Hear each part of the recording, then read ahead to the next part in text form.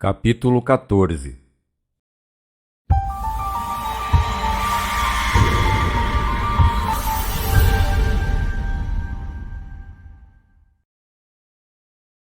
Até o momento, você constatou pelo seu estudo que o pensamento é uma atividade espiritual e, portanto, está dotado com poder criativo. Isso não significa que algum pensamento é criativo, mas que todos os pensamentos são. Este mesmo princípio pode ser posto em operação de forma negativa através do processo da negação. O consciente e o subconsciente não são senão duas fases da ação em conexão com uma mente. A relação entre o subconsciente e o consciente é muito análoga à existente entre um catavento e a atmosfera. Do mesmo modo em que uma pressão mínima da atmosfera causa uma ação no catavento, o menor pensamento na mente consciente produz dentro da mente subconsciente uma ação na proporção exata da profundidade do sentimento que caracteriza o pensamento e a intensidade com a qual a pessoa se entrega ao mesmo. Disso se conclui que se você decide rechaçar alguma condição insatisfatória, você lhe está retirando o poder criativo do seu pensamento, e deste modo, você a está cortando pela raiz e consumindo sua vitalidade. Lembre-se que a lei do crescimento necessariamente governa todas as manifestações no objetivo, pela que a recusa às condições de insatisfação não trará uma mudança imediata. Uma planta permanecerá visível por algum tempo depois que suas raízes forem cortadas. Porém, gradualmente se desvanecerá e eventualmente desaparecerá. Do mesmo modo que ao retirar do seu pensamento a contemplação das condições insatisfatórias, terminará certamente com essas condições.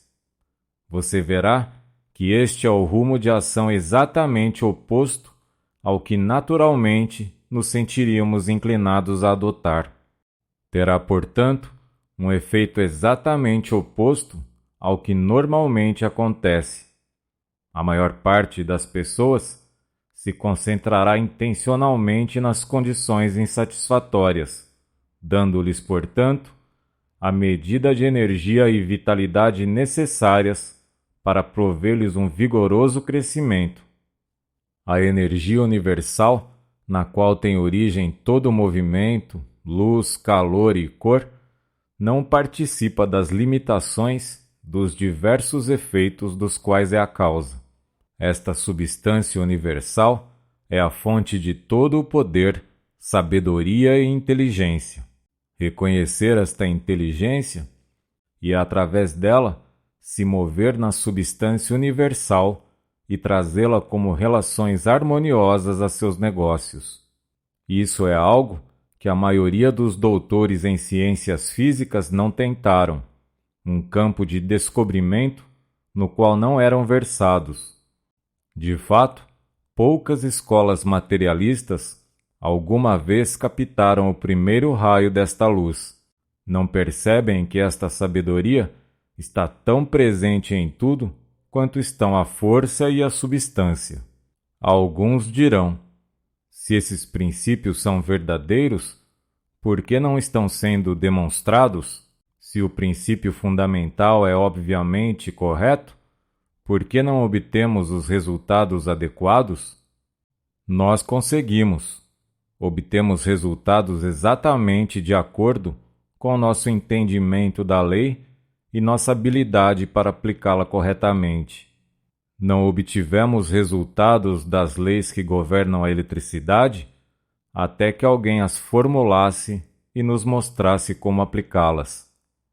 Isso nos põe em uma relação inteiramente nova com o nosso ambiente, abrindo possibilidades anteriormente nem sonhadas, e isso através de uma sequência ordenada de leis que estarão integradas naturalmente em nossa nova atitude mental. A mente é criativa e o princípio sobre o qual se baseia essa lei é sólido e legítimo, e é inerente à natureza das coisas.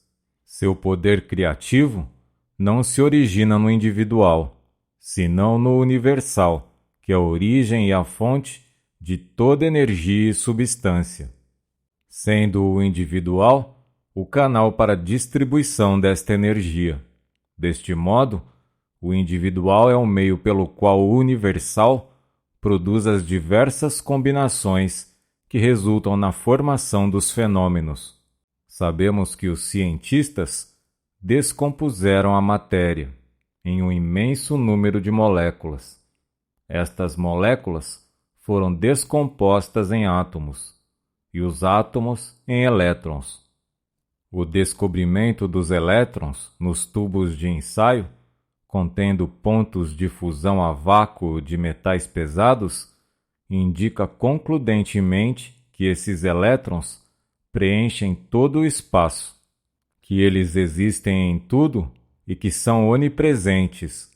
Eles preenchem todos os corpos materiais e ocupam o que costumamos chamar de espaço vazio. Esta é, então, a substância universal da qual todas as coisas procedem. Os elétrons poderiam permanecer como elétrons para sempre, a menos que se lhes dirija aonde ir para serem conglomerados com átomos e moléculas. E este direcionador é a mente. Um número de elétrons revolvendo-se em torno de um centro de força constitui um átomo. Os átomos se reúnem em proporções matematicamente regulares e formam moléculas, e estas se unem com outras para formar uma multitude de compostos que se unem para construir o universo. O átomo mais rápido conhecido é o de hidrogênio e é 1.700 vezes mais pesado que um elétron. Um átomo de mercúrio é 300.000 vezes mais pesado que um elétron. Os elétrons são pura eletricidade negativa, e como eles têm a mesma velocidade potencial que qualquer outra energia cósmica, tal como calor, luz, eletricidade e pensamento, não requerem consideração de tempo e espaço. A forma como se determinou a velocidade da luz é interessante. A velocidade da luz foi obtida pelo astrônomo dinamarquês Ruemer em 1676, ao observar os eclipses das luas de Júpiter. Quando a Terra estava mais perto de Júpiter, o eclipse aparecia cerca de 8,5 minutos antes do calculado, e quando a Terra estava mais distante de Júpiter, ao astrônomo aparecia 8,5 minutos depois. Ruemer concluiu que a razão era que se requeriam 17 minutos para que a luz do planeta viajasse através do diâmetro da órbita da Terra, a partir do qual mediu a diferença da distância da Terra a Júpiter. Este cálculo foi então verificado e está provado que a luz viaja a aproximadamente 300.000 km por segundo. Os elétrons se manifestam no corpo como células e possuem mente e inteligência suficientes para que executem suas funções na anatomia física. Cada parte do corpo está composta de células, algumas das quais operam independentemente, enquanto outras o fazem em comunidades. Algumas estão ocupadas construindo tecidos, enquanto outras estão formando as várias secreções necessárias para o corpo. Algumas agem como portadoras de material, outras são os cirurgiões, cujo trabalho é reparar os danos.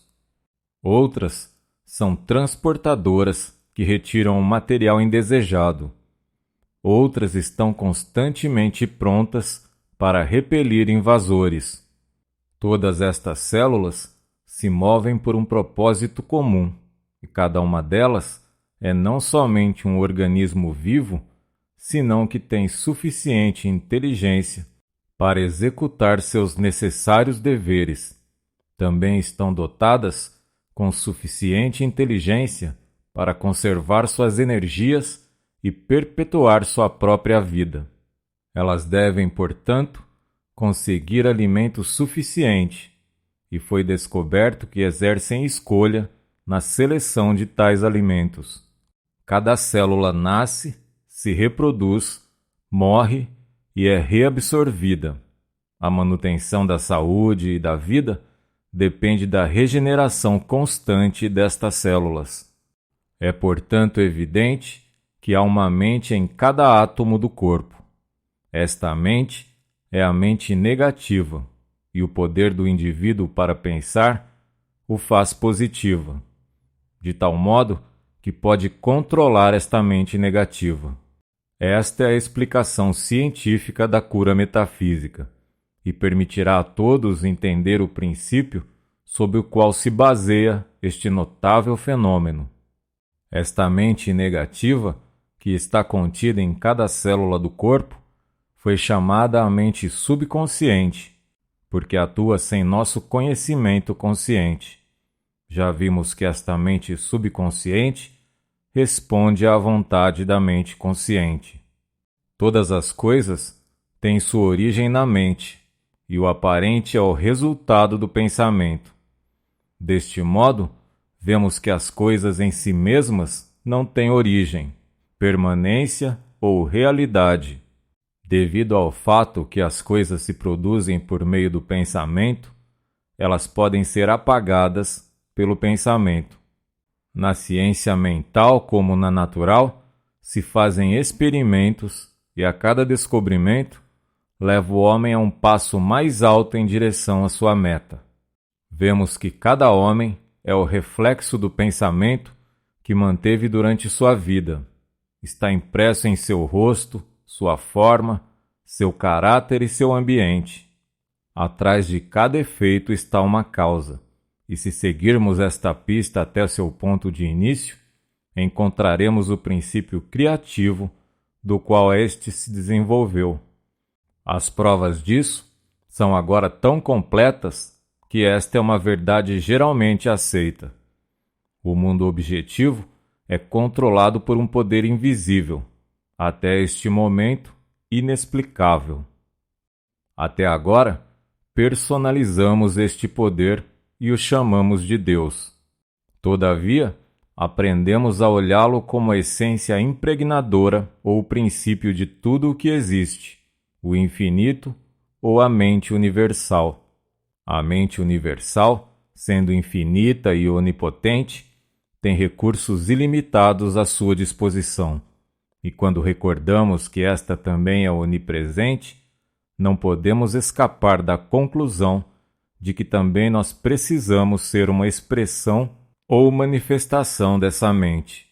Um reconhecimento e entendimento dos recursos da mente subconsciente indicarão que a única diferença entre o subconsciente e a mente universal é de grau. Elas diferem somente como a gota d'água difere do oceano. São as mesmas em tipo e qualidade. Pode você apreciar o valor deste fato de importância capital?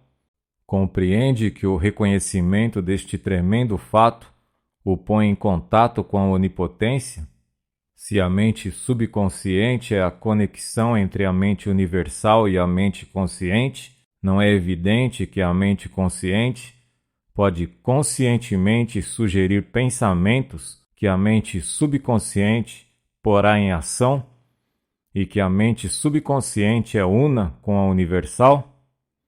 Não é evidente que não se pode pôr um limite às suas atividades? Um entendimento científico deste princípio explicará os maravilhosos resultados que se obtêm através do poder da oração. Os resultados que se obtêm deste modo não se conseguem por nenhum tipo de presente da previdência. Pelo contrário, são o resultado da operação de uma lei perfeitamente natural. Não há, portanto, nada de religioso ou misterioso acerca disso. Ainda que haja muitas pessoas que não estão prontas para realizar a disciplina necessária de pensar corretamente, ainda assim é evidente que o pensamento equivocado lhes trouxe falhas. O pensamento é a única realidade. As condições são suas manifestações exteriores. Conforme o pensamento vai mudando, todas as condições externas ou materiais devem mudar para estar em harmonia com seu Criador, que é o pensamento. Porém, o pensamento deve estar preciso, estável, fixo, definido e firme. Você não pode dar um passo para frente e 2 passos para trás. Nem pode passar 20 ou 30 anos de sua vida construindo condições negativas que são o resultado de pensamentos negativos e em seguida esperar que se derretam como resultado de 15 ou 20 minutos do pensamento correto. Se você entrar na dimensão da disciplina necessária para atrair a mudança radical em sua vida, você precisa fazer isso deliberadamente, depois de ter dado ao tema uma análise cuidadosa e uma consideração completa, e em seguida não deve permitir que nada interfira em sua decisão. Este princípio, esta mudança de pensamento, esta atitude mental, não somente lhe trará as coisas materiais que são necessárias para o seu melhor e mais alto bem-estar material, senão que ainda lhe trará saúde e condições harmoniosas em geral. Se você deseja condições harmoniosas em sua vida, você precisa desenvolver uma atitude mental harmoniosa. Seu mundo externo será um reflexo do seu mundo interno. Para seu exercício desta semana, concentre-se na harmonia. E quando digo concentre-se, quero dizer tudo o que a palavra implica. Concentre-se tão profundamente, tão intensamente, que não estará consciente de outra coisa senão de harmonia. Lembre-se que ler estas lições não o levará a nenhum lugar. É na aplicação prática que reside seu valor.